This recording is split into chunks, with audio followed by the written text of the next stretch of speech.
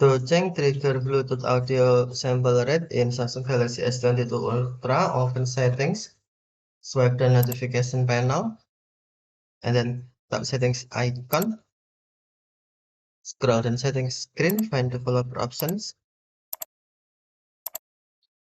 and then tap developer options,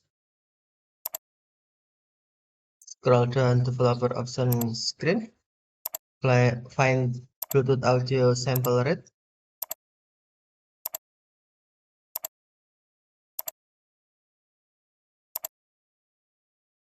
and then tap Bluetooth audio sample rate, and then select trigger Bluetooth audio codec sample rate. Okay, select option you want and then tap OK. Okay, thank you for watching. Have a nice day.